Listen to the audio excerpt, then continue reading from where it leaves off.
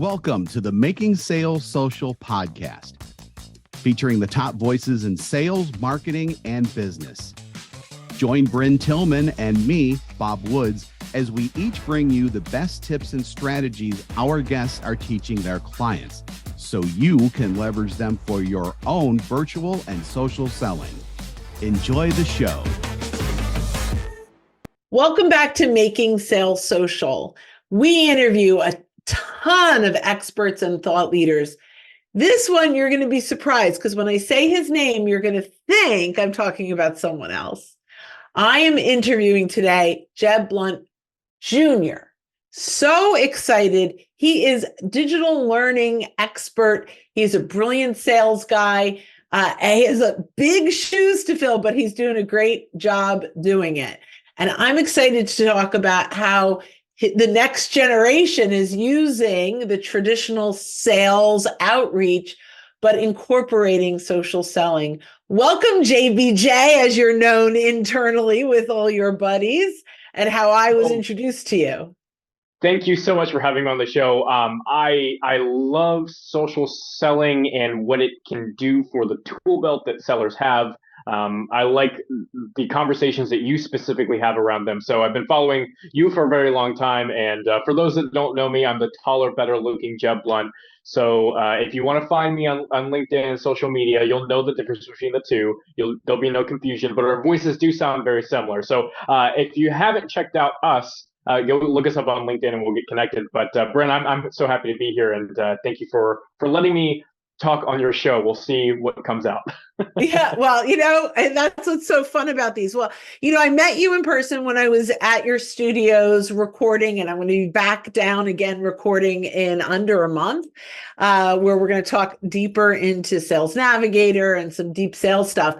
But today is all about learning from you. So let's start with the question I ask everyone, which is, what does making sales social mean to you? The reason that social media exists, right, is for human connection. That's why we built the internet. That's why we built social media platforms. And that is really important to fundamentally understand about why social media is so important for us as salespeople. Is it is a way for us to connect human to human. And if you've ever followed the Sales Gravy team or any of Jeb Blount's books, and you'll hear us say this over and over again, the fastest way to have a sales conversation is to pick up the phone and call somebody, right? And the reason is that human conversation is so powerful, both to get a no and a yes or maybe as quickly as possible. And we're about win probability and disciplines. And so social selling to me is utilizing a channel, of the many that we have, and creating authentic human connections on those platforms, whether that's Facebook, which I used a lot in the field when I sold B2B business for a telecommunications company. Utilizing LinkedIn. Obviously, I use LinkedIn more than any other platform as a B2B salesperson and as a marketer and as a leader of a business division. And you can utilize any of these channels to connect with other people. So to me, social selling is authentically creating connections between yourself and another human being to have a conversation that drives value, which is getting closer to a decision that helps them grow, advance, mitigate risk, or reduce costs, get to the next level of their business. That's what social selling is to me. So I love that. And one of the reasons we're talking today is because we're going to talk about how to integrate social selling into the fabric of sales, right? This is not a standalone.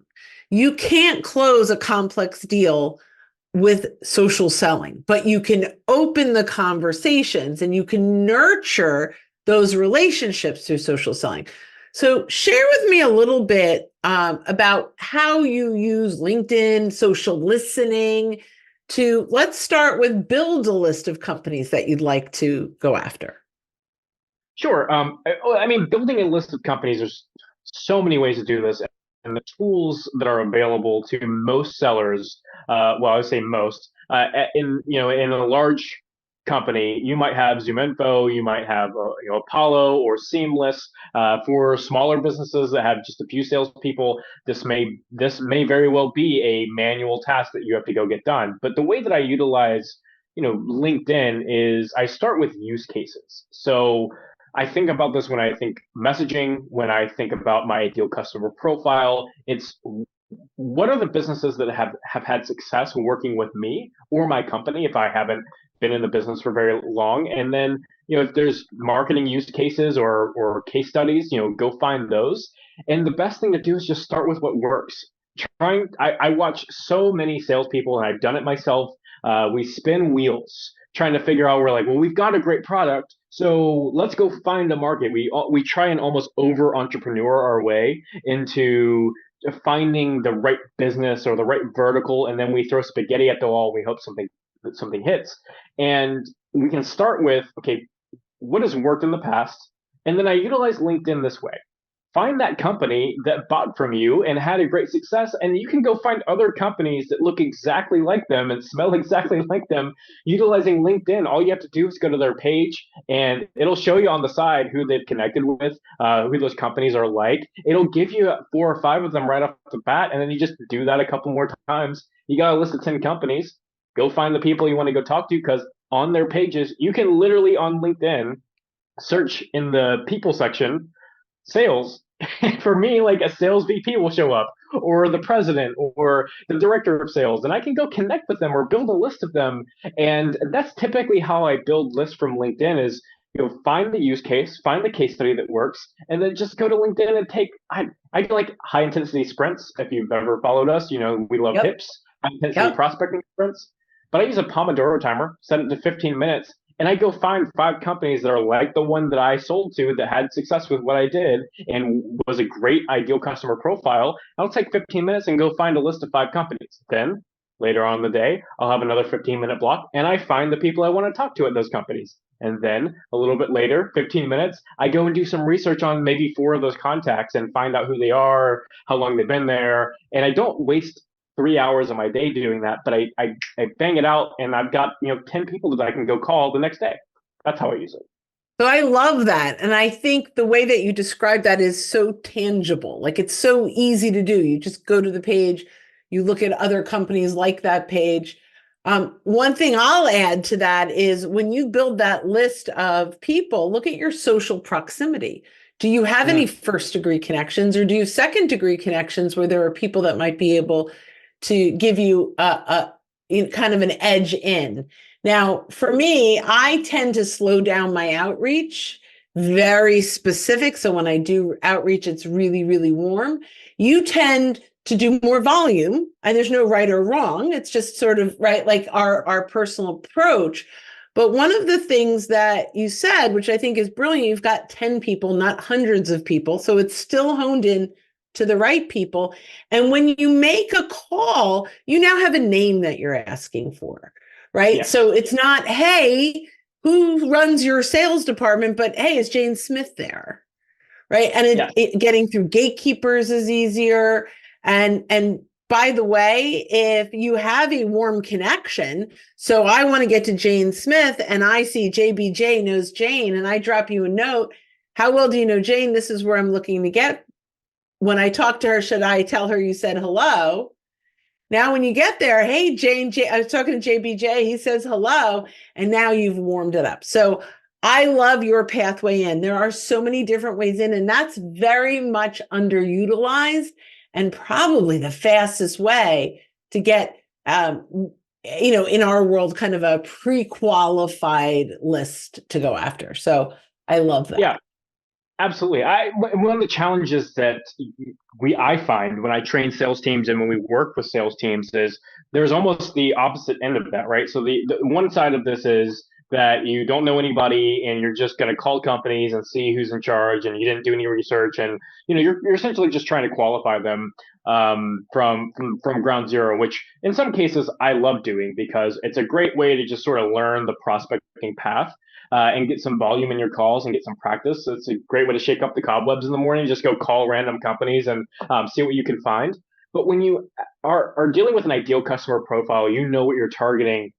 what happens in a lot of organizations is they'll use a ZoomInfo and they'll pull every director of sales or director of HR from an ICP categorized inside of ZoomInfo, and then they'll just dive into a list of 500 people and start calling, and they'll have Jane's name. They'll say, hey, is Jane there? And they get past the gatekeepers and they go to the next step, but they didn't utilize the channels that we have, like LinkedIn or the other social channels that you might have, and found some information on Jane, confirmed that she is the director of HR or still is in that role, or just learning some basic information about their organization. And you dive into a list of 500 and you try and have a value conversation with Jane, and you've never tried to warm up the conversation from your end, you will find that there are a lot of stonewalls there, and it's almost more damaging than having no information and trying to get to Jane than pretending like you know Jane and then knowing nothing about her. So there's two ends of that, and utilizing LinkedIn to kind of bridge that middle gap is where I see a lot of organizations and a lot of sellers cutting corners, and that's why sales gets a bad name. There's a lot of people who cut corners and they get to a conversation with Jane, and there's nothing to say, and it sounds like a sales pitch. So you said something brilliant in there, and I just want to go back to it, which is to start a value conversation. What does that mean to you, and how do you identify what's going to be of value to the person you're calling? Gosh, there's so much here. A few minutes. Identifying this. First, I would say don't overwhelm yourself with the 3 Ps, perfectionism, procrastination, and I'm forgetting my last P, and I'll get back to it. But it always happens when we're recording in real time live. I've forgotten my children's names live, so don't feel bad. It's in our books. Just go read them. It's right there. But a lot of procrastination and perfectionism and paralysis is there you go. What we do is we get irony around that. Paralysis is the word you froze on, but anyway. And you spend time on somebody's you spend 40 minutes looking at their profile, and you're trying to do too much research because odds are Jane's not even going to answer the phone. So you don't need to spend. There's efficiency and effectiveness. So how do you understand what the value is? Well, first you can go to their profile and just see if they posted anything that's relevant to what you're selling and what problems you could solve, if they're hiring. And a lot of it's aspirational. Don't always look for pain points. Look for places that you can add value to your rocket fuel on top of what they're currently doing. There's some momentum there. So, can you add to that? And then of course, pain points, but people don't typically post on social media, hey, I'm dealing with XYZ problems. Do you know anybody who can help me? That's not how, if people operated that way, I wouldn't outbound call. I would just go on LinkedIn all day long. But you can find things on LinkedIn as well. But part of this is just understanding business, like business acumen. If you go read, go follow Anthony Iannarino, a friend of ours, who is just an incredible business human being. Read trade magazines, go on, Reddit and find threads and understand the challenges for particular roles. So know their role. That's social media. Go find the role, confirm it. Know what they're dealing with. And, there's typically like 5 things that these people want to get done. Think about the CFO, right? They want to reduce costs. They want to increase EBITDA because they're thinking about shareholders and they're reporting up to the CEO. Chief marketing officers care about, brand awareness. They care about inbound leads and MQLs. They care about, consistency across the organization. Sales people, what do they care about? Revenue, right? They care about meeting their numbers. And so these are all things that you can just know and build messaging off of. But the other thing is you can also utilize your channels to meet people in their circle who, hey, I'm dealing with this challenge, and I was talking with Jane about this the other day, and I think it'd be great for you to go have a conversation.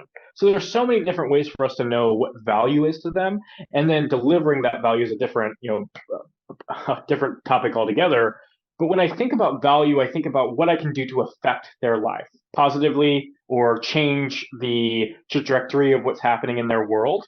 And that's value.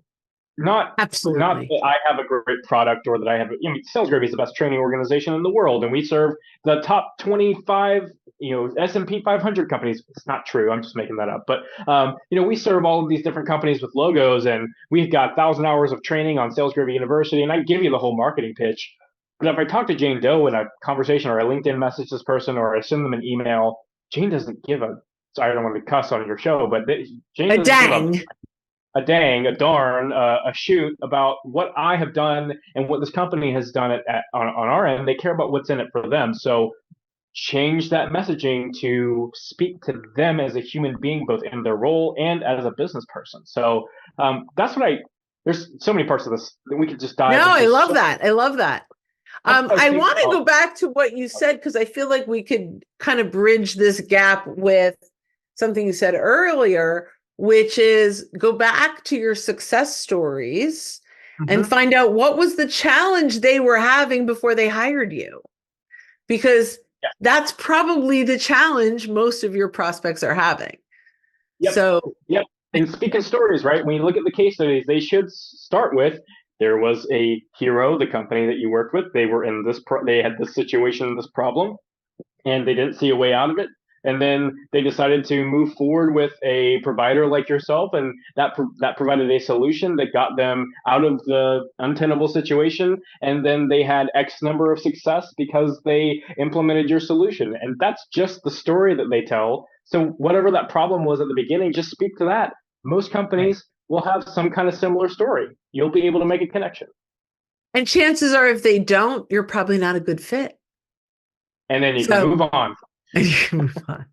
This was fantastic, JBJ. I'm so excited to have had you on here. My last question I'm going to ask you is, what is the question I should have asked that I didn't? The question you should have asked that you didn't is, well, what drives real connection between human beings if you're a sales professional? We talk about this on social, calling via phone and emails and voicemails. And the thing is authenticity. So when I think about social selling, one of the key areas that a lot of organizations miss and a lot of salespeople miss is that you be authentic to who you are first. And what I mean by that is, it doesn't have to be like everything personal about your life. You don't, no one needs to know when you pick your nose for you to be authentic.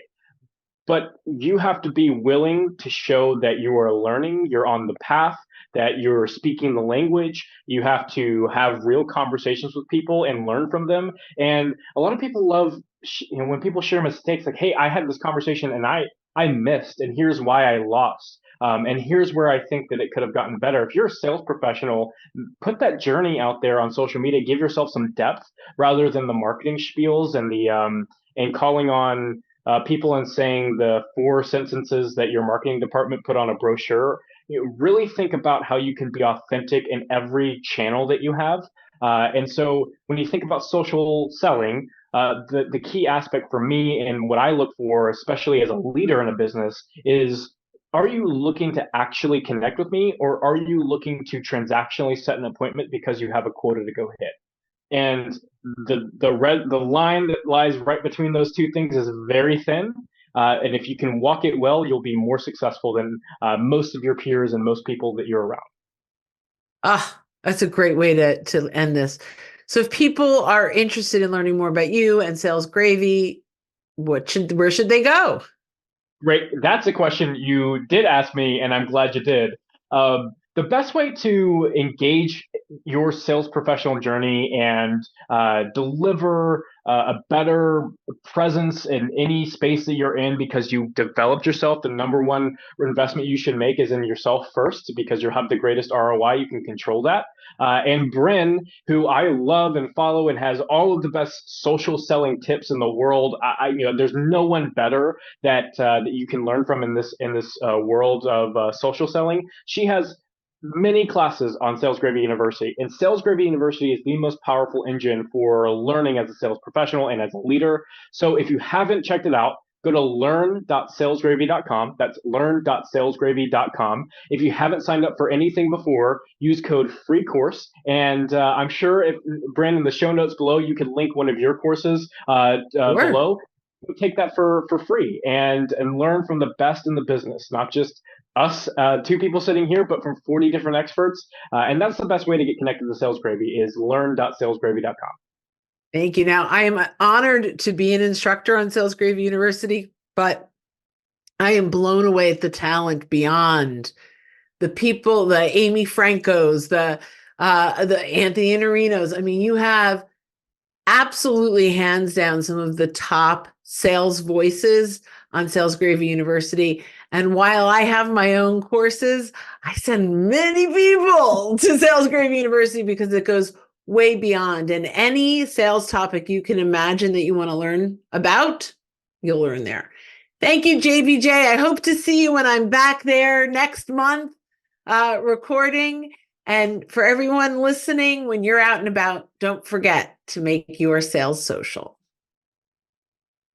Thanks for watching, and join us again for more special guest instructors bringing you marketing, sales training, and social selling strategies that will set you apart.